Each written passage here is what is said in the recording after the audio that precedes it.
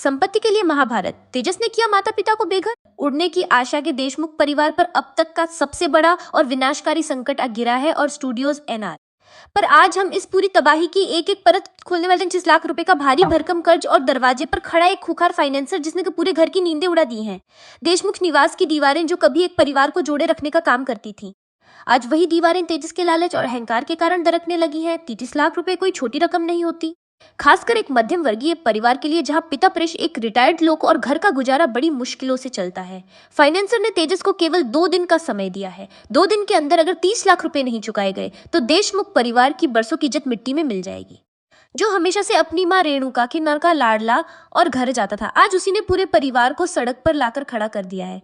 इस भयानक परिस्थिति में जब पूरा परिवार खौफ के साए में जी रहा है, जिसे इस घर में हमेशा एक बोझ और मनहूस माना गया है। सचिन देशमुख एक साधारण टैक्सी ड्राइवर, जिससे बचपन से लेकर अपनी मां रेणुका से सिर्फ नफरत, दुत्कार और अपमान मिला है, वह अपने परिवार को कानूनी शिकंजे और फाइनेंसर की बाजी लगाने को तैयार हो जाता है। सचिन आगे आकर फाइनेंसर के सामने खुद को तेजस के कर्ज का गारंटर बनाने की पेशकश करता है।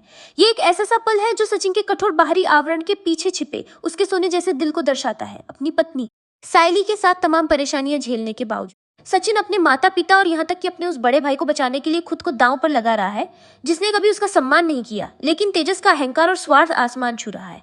बजाय इसके कि वह सचिन के इस बलिदान के लिए उसके सामने हाथ जोड़े या कृतज्ञता व्यक्त करे, तेजस इस मदद को सीधे तौर पर ठुकरा देता है। तेजस का असली घिनौना चेहरा तब पूरे परिवार के सामने बेनकाब होता है जब वो अपनी जान बचाने के लिए सचिन की मदद लेने के बजाय सीधे अपने पिता पर से पुश्तैनी संपत्ति में अपने हिस्से की मांग कर बैठता है। यह कोई साधारण मांग नहीं है, यह एक बेटे द्वारा अपने ही माता की पीठ में घोंपा गया खंजर है।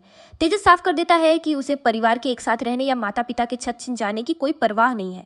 उसे बस घर का बंटवारा चाहिए ताकि वो अपना कर्ज चुका सके और खुद को आजाद कर सके।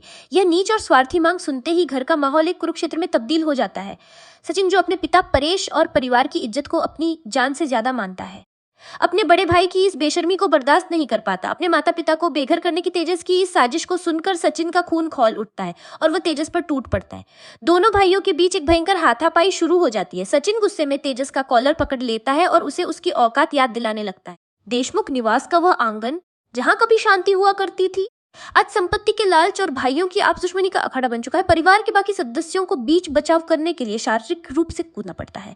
इस पूरे महाभारत में सबसे चौंकाने वाली और विनाशकारी भूमिका रेणुका की है। एक अंधी ममता के नशे में चूर होकर रेणुका अभी भी अपने स्वार्थी बेटे तेजस का ही पक्ष ले रही है। तेजस की इतनी बड़ी गलती और घर तोड़ने की साजिश के बावजूद रेणुका की नजरों में सचिन ही हमेशा गलत होता है। रेणुका का यह अंधा प्यार अब पूरे परिवार के कानूनी फंदा बन चुका है और अपने लाडले तेजस को बचाने की जिद में रेणुका बिना कोई कागज पढ़े, बिना किसी कानूनी सलाह के गारंटर के पेपर्स पर दनादन अपने हस्ताक्षर कर देती है। यह एक अंजाम बेहद खौफनाक होने वाला है। रेणुका ने बिना सोचे समझे 33 लाख की जिम्मेदारी अपने सिर ले ली है। जब तेजस पैसे लेकर भागेगा या कर्ज चुकाने में नाकाम रहेगा तो सीधा असर रेणुका पर पड़ेगा। क्या तेजस की खातिर रेणुका को अब जेल की हवा खानी पड़ेगी या फिर फाइनेंसर सच में देशमुख परिवार का घर नीलाम कर देगा? इस घर की नींव पूरी तरह से हिल चुकी है और इसका घर के मुखिया परेश देशमुख, जिन्होंने अपनी पूरी जिंदगी इस परिवार को एक धागे में पिरो कर रखने में लगा दी, अपनी ही आंखों के सामने अपने बच्चों को जानवरों की तरह लड़ते हुए देखकर अंदर से टूट चुके हैं। परेश को यह एहसास हो जाता है कि इस घर में अब रिश्ते नहीं, सिर्फ लालच और नफरत बची है। अपनी पत्नी रेणुका के अंधेपन और तेजस की बेशर्मी से हार मानकर परेश एक दिल दहला देने वाला खत लिखते हैं। उस खत में वो साफ तौर पर बयान करते हैं कि कैसे उनके बच्चे एक दूसरे के खून के प्यासे हो गए हैं और अब उनकी बूढ़ी आंखों में यह सब बर्दाश्त करने की ताकत नहीं बची है। परेश वह खत घर के मंदिर में भगवान के सामने रखकर हमेशा के लिए उस घर को छोड़कर चले जाते हैं। स्टूडियोज एनआर के सभी दर्शकों को यह बात गहराई से समझनी होगी कि तेजस वह एक ऐसा परजीवी है जो सिर्फ अपना फायदा देखता है। रोशनी के साथ उसका रिश्ता भी इसी बात का प्रमाण है, जिस रोशनी को उसने अपनी शानो शौकत के लिए अपनाया था। जब उसे पता चलता है कि रोशनी असल में गरीब है और उसका एक डरावना अतीत है, तो वह पलक झपकते ही उसे तलाक देने की तैयारी कर लेता है। तेजस किसी का सगा नहीं है, ना अपनी पत्नी का, ना अपने भाई का और न ही अपने माता पिता का। सबसे बड़ा सवाल यह उठता है कि परेश के घर छोड़ देने के बाद इस टूटते हुए परिवार को कौन संभालेगा? क्या सायली और सचिन मिलकर को नीलाम होने से बचा पाएंगे? क्या तेजस सच में वकीलों को लाकर अपनी ही मां रेणुका और भाई सचिन को घर से धक्के मारकर बाहर निकाल देगा? सचिन एक बहुत ही नाजुक मोड़ से गुजर रहा है।